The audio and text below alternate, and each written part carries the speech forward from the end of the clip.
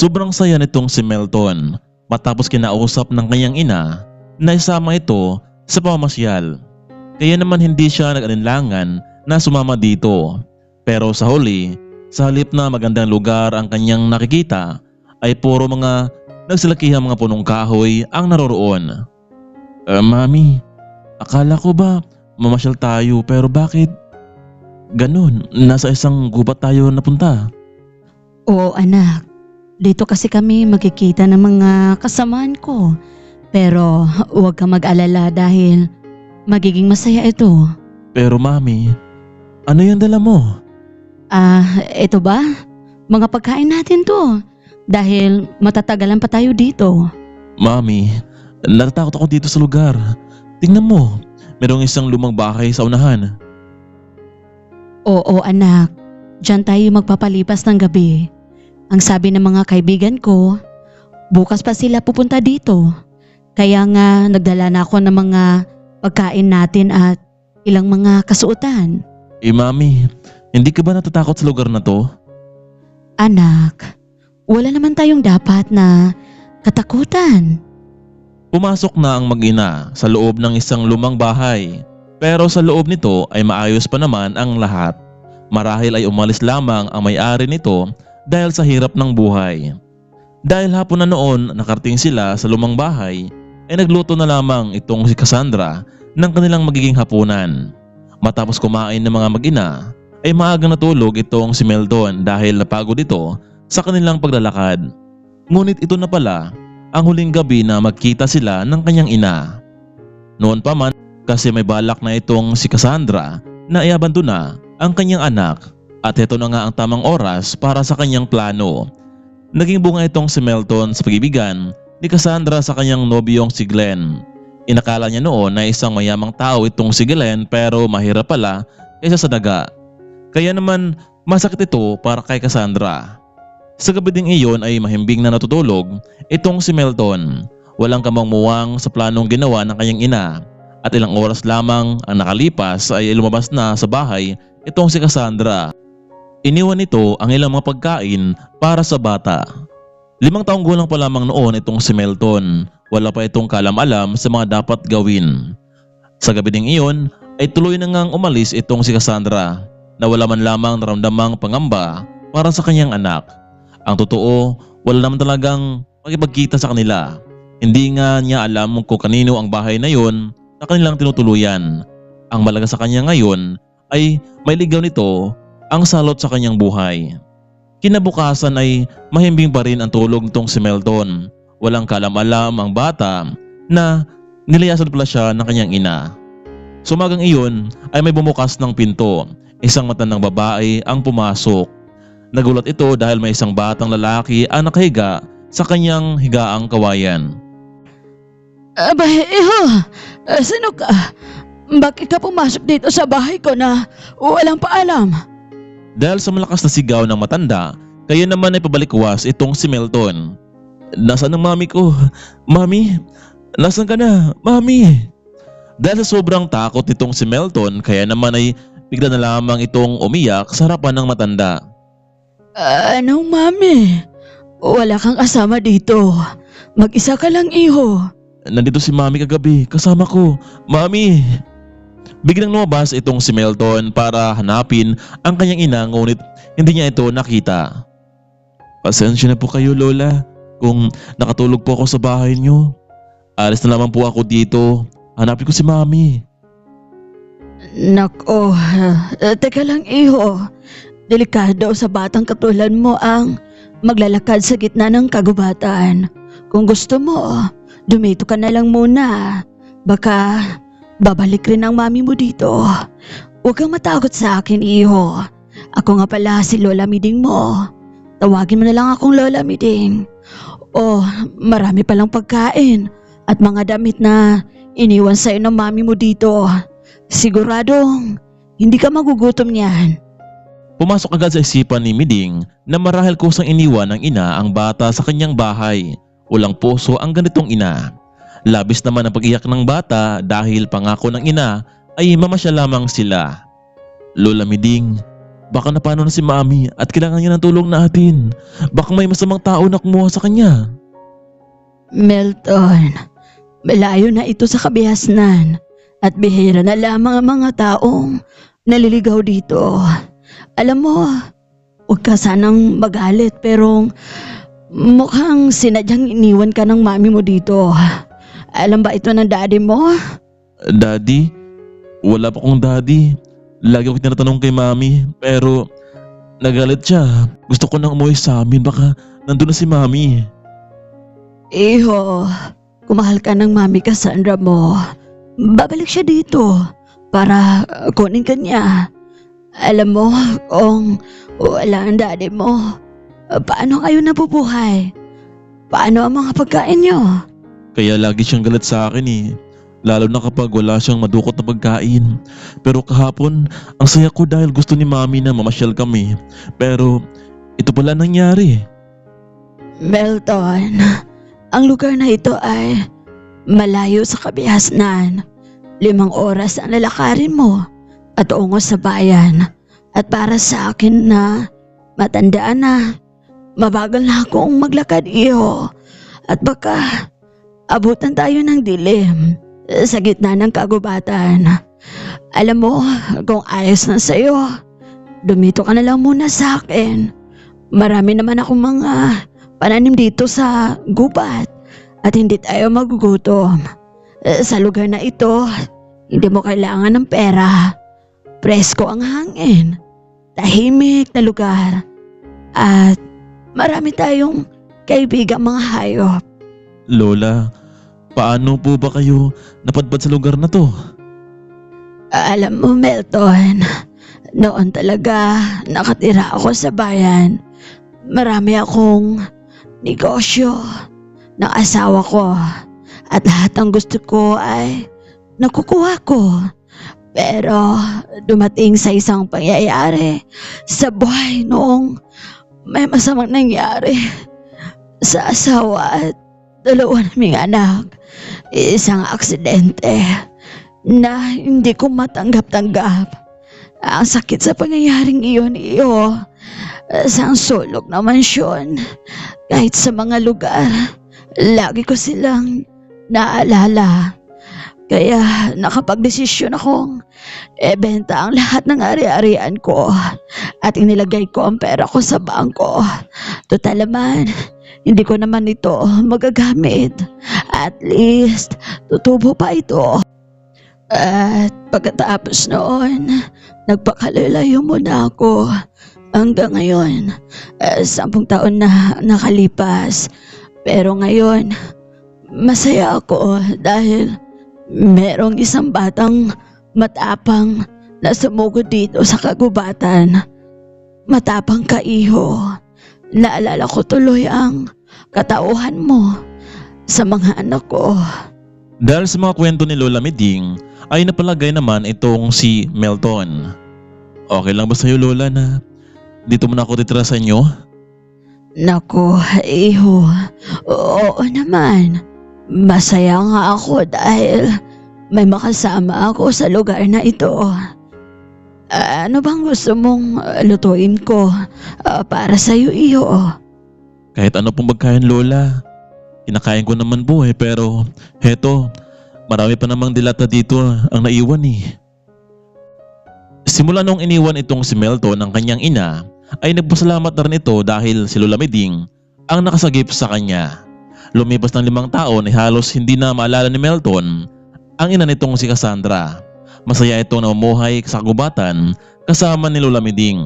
Ngunit may pagkakataon na sumagi sa isipan ng matanda kung paano ang kinabukasan ng bata kung manatili lamang ito sa loob ng kagubatan. Magiging simple lamang kanyang buhay, walang ibang kaibigan. Kaya sa araw ding iyon ay nakapagdesisyon itong si Lola Miding na muling lumuwas ng lungsod para sa magandang kinabukasan na naghintay kay Melton. Habang mayroon siyang lakas ay gusto niyang pag-aralin si Melton para makamit nito ang magandang buhay sa kabilaman ng pag-abandona ng kanyang mga magulang. Melton, alam mo, 10 taong gulang ka na. Hindi mo ba naisip na mag-aral para marunong ka ng magsulat at magbasa. Magkaroon ka ng magandang trabaho. Lola, masaya na pa ako dito sa gubat. Nakasama kayo. Ayaw kong pumunta sa syudad. Alam mo, iho, nakapagdesisyon na ako.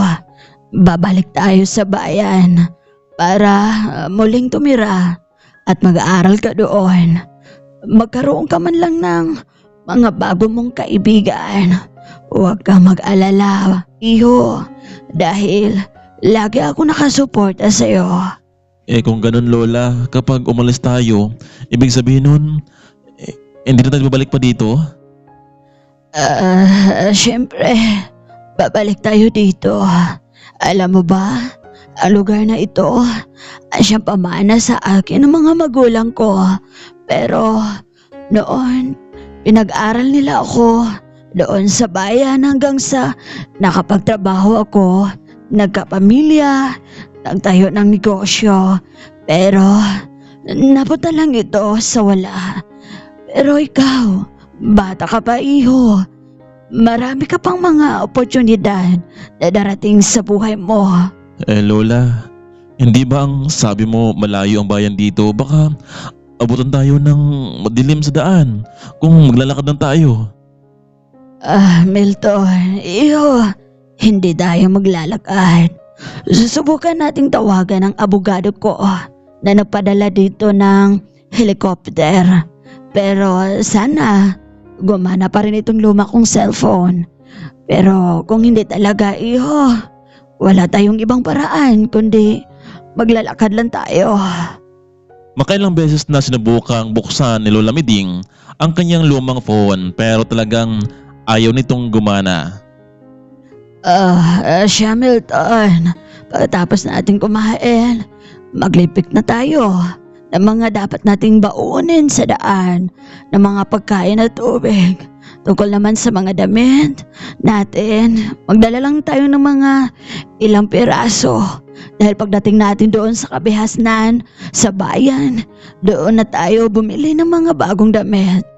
Pero Lola, sigurado na ba kayo sa desisyon nyo niyan? Paano ang kalusugan mo? Mahaba kasi ang lakar natin eh.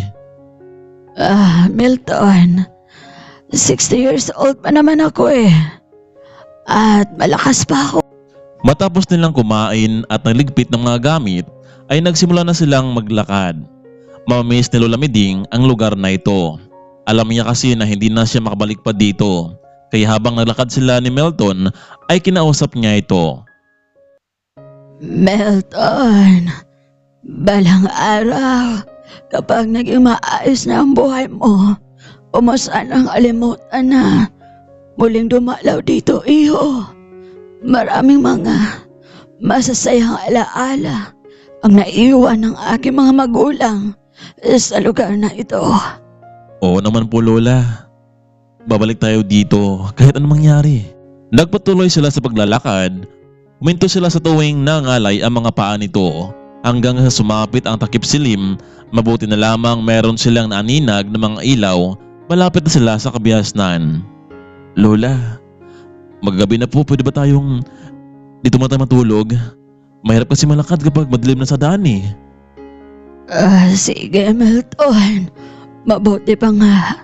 Eto, nadala ako ng sapin para sa ating pagtulog.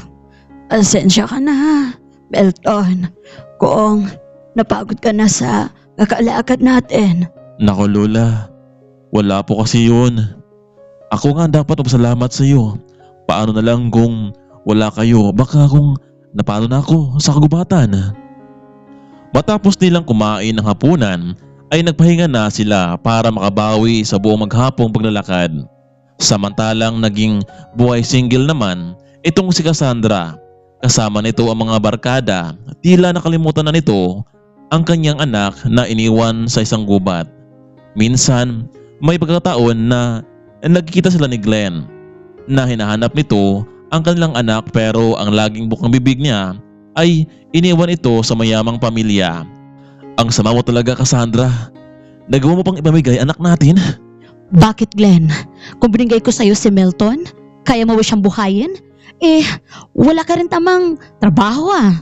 Huwag ka mag-alala dahil maayos ang kalagayan ng bata. Umalis ka na. Kakaabala ka na sa akin eh. Walang matinong trabaho itong si Glenn dahil hindi ito napag-aral kahit man lamang sa high school. Oo, gwapo siya pero anin man ang itsura kung walang laman ang kanyang bulsa, kaya naman ay iniwan ito ni Cassandra. Kinabukasan nagising itong si Melton dahil sa liwanag ng araw na tumama sa kanyang mata. Lola, gumising na po kayo. Umaga na. Ay, oo nga. Umaga na pala. Ang sarap ng tulog ko, Milton. Dahil siguro sa sobrang pagod natin kahapon. At tingnan mo, sa unahan, may nakikita na akong mga sasakyan. Ay, sa wakas, nasa bayan na rin tayo. Matapos nilang kumain ay muli na silang naglakad patungo sa bayan. Isang matandang babae at bata nakasuot ng lumang mga damit. Lola, ito na ba ang kasabihasnan? Ang dami mga gusali at sasakyan. Mukhang mas nakatakot dito tumira, Lola. Masasanay ka rin, Milton. Pero, hindi mo naman kailangan maglakad para makarating sa eskwelahan. Tara, samahan mo ako. Pupunta tayo sa abogado ko. Kakausapin ko lamang siya. Nagtungo silang dalawa sa isang bangko dahil nandun na malagi itong si Mr. Richard, ang lawyer at owner ng bangko kung saan nagdeposito itong si Lola Miding ng malaking halaga. Pero sa labas pa lamang ng bangko ay hindi na sila pinapasok ng gwardya dahil sa kanilang mga kasuotan. Nanay, anong ginagawa niyo dito? Mukhang naligaw yata kayo ah. Bawal po ang mag-solicit dito sa bangko. Magalit ang boss namin. Guard, gusto ko lang kausapin si Mr. Richard, ang abogado ko. Nandyan ba siya? Nako, bakit mo kilala si Mr. Richard? Sino ka ba? Guard, kung hindi niyo ako papasokin sa loob, pakisabi na lang, nandito ako sa labas, naghihintay, si Mrs. Guevara. At sino ka parutusan ako? Kung hindi ka lang matandaan ako, ewan ko na lang. Napilitan na lamang ang gwardya na magtungo sa manager para kausapin ito tungkol sa matanda.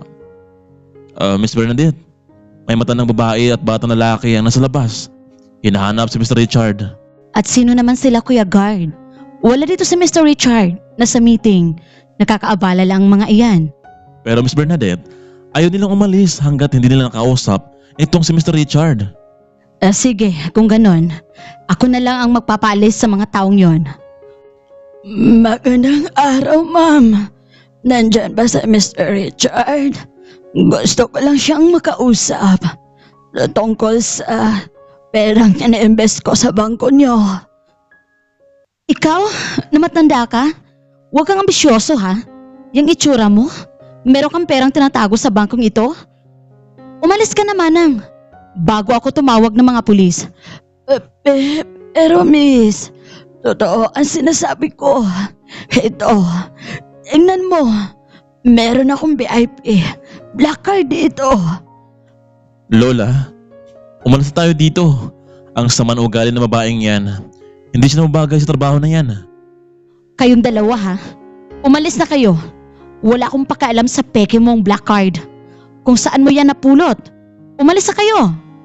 Ilang saglit pa may dumating na sasakyan sa harapan ng bangko at iyon ang sasakyan ni Mr. Richard. Oh, Miss Bernadette, ano nangyari dito? Mr. Richard, ito kasing matanda eh.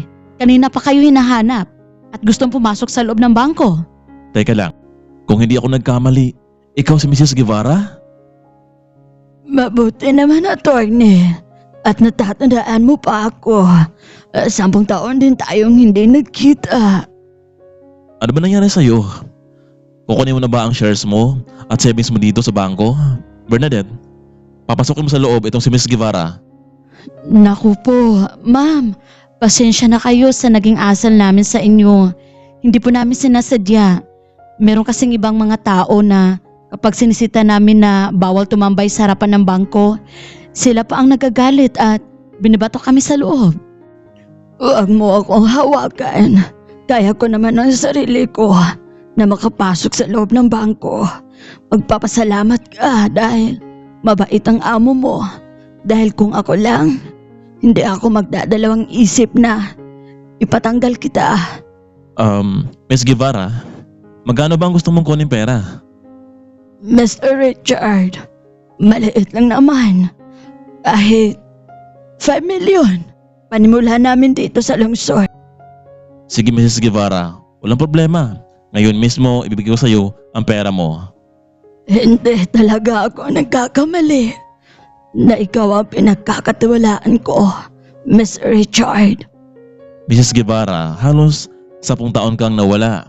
Siya nga pala, sino naman ang batang ito? Siya nga po ko, Mr. Richard. So paano? Aalis na kami. Tatawagan na lang kita kapag may kailangan pa ako.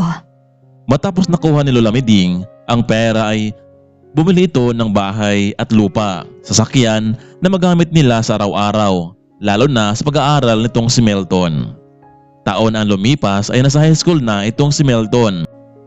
Tinuruan na rin ito ni Lola Miding kung paano magmaneho ng sasakyan, lalo na ngayon na tumataas na rin ang kanyang edad. Alam mo, Melton, masaya ako na nakilala kita, iyo. Kung buhay pa sana ang mga anak ko, talagang magkamukha kayong lahat. Makinig ka, Melton. Wala na akong ibang pagbilinan ng mga ari-arian ko sa bangko. Ipagkatiwala ko ito sa iyo lahat. Nakausap ko na rin ang aking abogado na si Mr. Richard na siya ang pinagkatiwalaan ko sa lahat. Lola, huwag naman po kayo magsalita ng ganyan. Akala ko ba babalik pa tayo sa kagubatan pagkatapos ko mag-aral? Oo naman, apo. Pero sa ngayon, para ma-enjoy ka naman, pamasyal tayo sa mall. At ikaw ang magmamaneho ng sasakyan. Bilhin mo ang lahat ng gusto mo, apo. Nakasakay na sila sa isang simpleng sasakyan na binili nila Mrs. Guevara. Sa halagang 500,000 ang halaga nito. Habang kasulukuyan nilang binabaybay ang kalsada ay napansin ni Lola Miding ang isang lalaki na nakaupo sa may bangketa. Alam niya at ramdam nito ni Miding na may kakaiba sa lalaking iyon. Kaya naman pinahinto niya itong sasakyan at lumapit sa lalaki. Iho, excuse me. Mukhang namumukhaan kita. Ikaw ba si Glenn Guevara? Bakit niyo po kilala? Sino kayo? Glenn, hindi mo na ba ako nakikilala? Mabuti naman at buhay ka. Nasaan ang daddy at kapatid mo? Ikaw to, Mami? Oo, Glenn. Ako ito. Paano ka nabuhay? Nasaan ang daddy at kapatid mo? Ma'am, matapos mahulog ang sinasakyan namin, hindi ko alam kung bakit ako nabuhay. Nakalabas ako mag-isa sa sakyan bago ito tuluyang sumabog. Kinukup ako ng 2 matanda pero hindi rin sila nagtagal eh. Pumanaw din sila. Mabuti naman, anak. At hindi ako nawala ng pag-asa na sana meron pa ako maabutan. Halika, pumasok ka na dito sa loob at marami tayong pag-uusapan. Sakto din at pupunta kami ni Melton sa mall. Melton? Melton? Meron akong kilalang Melton. Ang anak kong inabandon na ng asawa kong si Cassandra at pinamigay niya ito sa ibang tao. Teka lang, naalala ko. Cassandra ang pangalan ng mami ni Melton na nag-iwan sa malayong kagubatan. Mabuti na lang at ako ang nagkakita sa kanya. Kung ganun ba, posible kayang si Melton ang anak mo, Glenn? Hindi ako sigurado, ma'am, kung siya ba talaga. Kailangan nating magpa-DNA test para malaman natin ang totoo. Kung ganon, bukas, gawin natin ito, anak. At kapag magiging totoo itong hinala natin, magpapahanda ako ng isang malaking salo-salo. Nagpatuloy sila patungo sa mall at namili ng mga masuot nilang damit. Kinabukasan ay labis ang pananabik nitong si Lola Miding na malaman ang magiging DNA test ng dalawa. At ito ang naging bunga. Doc, kumusta? Mag-ama nga ba silang dalawa? Mrs. Guevara, it's positive. Oo, tunay sila mag-ama. Hindi mapaniwala itong si Mrs. Guevara na dalawang lalaki ngayon na sa kanyang harapan ay mag-ama talaga. Kaya naman lumipas ng ilang araw, nagpahanda itong nasalo-salo sa kanilang bahay. Inibitahan ni Mrs. Guevara ang kanyang abogado at ilan sa mga empleyado. Lumipas ng ilang mga araw ay muling namasyal silang tatlo sa isang mall at hindi nila inasahan na nakasalubong nila doon itong si Cassandra na may kasamang ibang lalaki.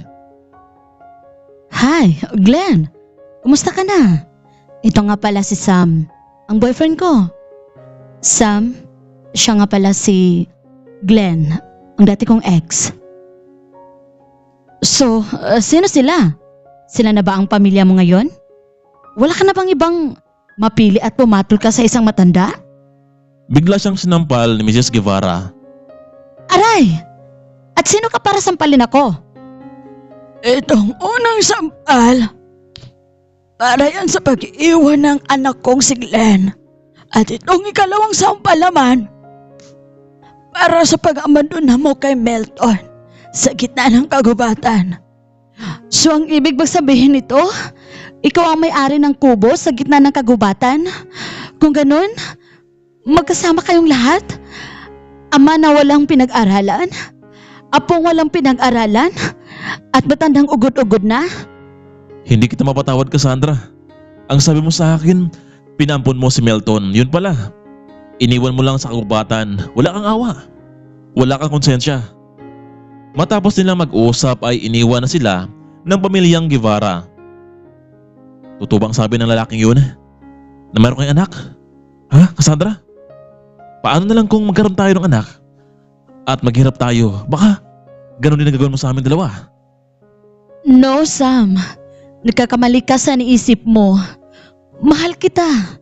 At mamahalin ko ang magiging baby natin. Wala ka pa talagang idea kung sino ang matandang yun na kaharap natin kanina? Yun lang naman ang nag-iisang pinakamayamang tao dito sa lugar natin. Pero ewan ko ba, 10 taon siya nawala pero bumalik siya ngayon. Alam mo, sayang ka. Magiging isang Guevara ka sana pero sinayang mo ang pagkakataon. Alam mo, mula sa araw na to, piniputol ko na ang ating relasyon. Huwag ka nang makita sa akin kahit kailan. Wala na nagawa pa itong si Cassandra kahit umiyak man ito, pero nakapagdesisyon na itong si Sam. Sa huli, nag-isa pa rin sa buhay ang babae. Samantalang dahil nakapagtapos na rin ng pag-aaral, itong si Melton ay nakapagdesisyon itong si Lola Miding na magtayo muli ng negosyo para sa kanyang anak at apo. Sa ngayon ay naging kompleto na muli ang pamilya ni Lola Miding. Kaya sa ilang taong panatili sa lungsod ay gusto niyang muling bumalik sa dati, tahimik na lugar kung saan siya pinanganak. Mga kaibigan, nagustuhan niyo ba ang ating kwento? Kung ganun ay huwag kalimutang pindutin ang like button. Maraming salamat. Happy Christmas everyone!